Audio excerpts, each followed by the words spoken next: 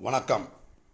வாத்தியார் எம்ஜிஆர் என்ற நமது யூடியூப் சேனல் மூலமாக நாடு முழுவதும் அதிர்வலைகளை ஏற்படுத்தி இருக்கின்ற அண்ணா பல்கலைக்கழக மாணவி பாலியல் வன்கொடுமை செய்த விவகாரம் குறித்த சில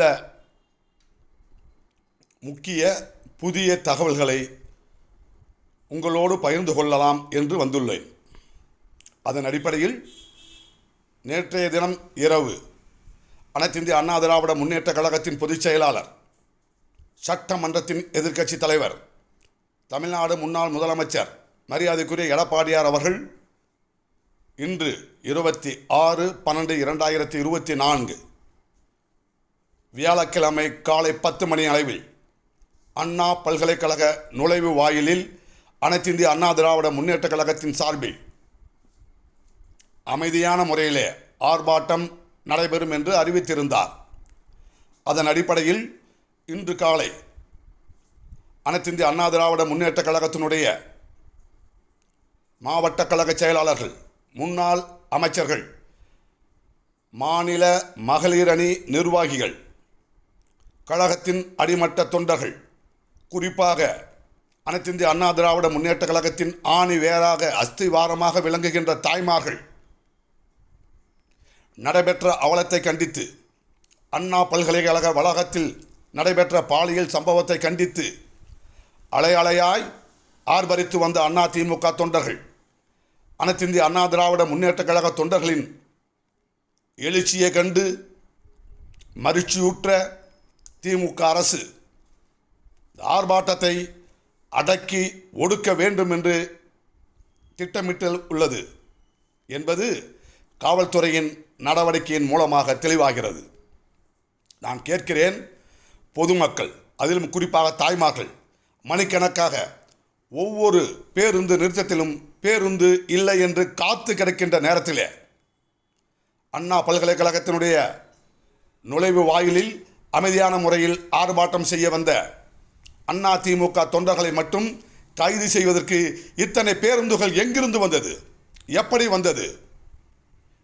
எந்த பகுதி மக்களை அப்படியே நடுரோட்டிலே விட்டுவிட்டு அண்ணா திமுகவினரை கைது செய்ய இத்தனை பேருந்துகளை நீங்கள் எடுத்து வந்தீர்கள் என்று அந்த போராட்டத்திலே கலந்து கொண்ட அண்ணா திமுக நிர்வாகிகளும் தொண்டர்களும் கேட்கின்ற கேள்விக்கு பதில் என்ன? பொதுவாக ஒரு வழக்கு, அதிலும் பெண்கள் பாலியல் சம்பந்தமான தொடர்பான குற்றச்சாட்டுகள் தொடர்பான அந்த வழக்கின் எஃப்ஐஆர் வெளியிடப்பட்டது எப்படி? இந்த காப்பியை வெளிவந்தது எப்படி? பலமுறை நீதிமன்றங்கள் இதுபோன்று நடக்கக்கூடாது என்று கண்டித்தும் எச்சரித்தும் இது வெளிவந்துள்ளது எப்படி? தமிழகத்தின் அமைச்சர், உயர்கல்வித்துறை அமைச்சர், அது மாணவியின் தனிப்பட்ட விவகாரம் என்று சொல்கின்றார். அண்ணா பல்கலைக்கழகம் என்ன மாணவியினுடைய தனிப்பட்ட சொத்தா? அந்த தனிப்பட்ட சொத்துக்குள்ளே அவருக்கு ஒரு பிரச்சனை ஏற்பட்டது என்று சொல்வதற்கு அண்ணா பல்கலைக்கழகம் என்பது அகில இந்தியாவிலே மிக சிறப்பான இடத்தை பெற்ற பல்கலைக்கழகம். அந்த வளாகத்தின் உள்ளே அங்கே பயிலுகின்ற ஒரு மாணவிக்கு இது போன்ற பாலியல் வன்கொடுமை நிகழும் என்று சொன்னால் அது எப்படி தனிப்பட்ட பிரச்சனையாகும்? கேட்க மாட்டார்களா தமிழக மக்கள்? தமிழகத்துடைய தாய்மார்களுடைய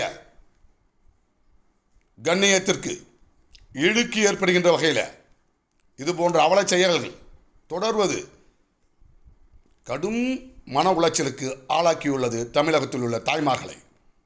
அப்படி என்று சொன்னால் நாங்கள் கேட்கிறோம், அனைத்திந்திய அண்ணா திராவிட முன்னேற்ற கழகத்தினுடைய ஆர்ப்பாட்டம் செய்ய வந்த தொண்டர்களை அவ்வளவு அவசரமாக கைது செய்து பேருந்தில் ஏற்ற வேண்டிய அவசியம் என்ன? அவர்கள் என்ன சாலை மறியல் செய்தார்களா? சட்டவிரோத செயலில் ஈடுபட்டார்களா? பாதிக்கப்பட்ட மாணவிக்கு நியாயம் கேட்டு வந்தவர்களை இத்தனை பேருந்துகளை எடுத்து வந்து கைது செய்து அழைத்து செல்கின்றீர்களே. இந்த பேருந்து வசதிகளை பேருந்து நிறுத்தத்திலே காத்திருக்கின்ற பெண் பயணிகளுக்கு பயன்படுத்தி இருந்தால் இது போன்ற அவலங்கள் நடந்திருக்காதா இல்லையா? தயவு செய்து இனியாவது இந்த ஆட்சி தமிழக தாய்மார்களுடைய பாதுகாப்பில் முழு கவனம் செலுத்த வேண்டும் என்று கூறி விடைபெறுகிறேன். நன்றி, வணக்கம், வாழ்க தமிழ்.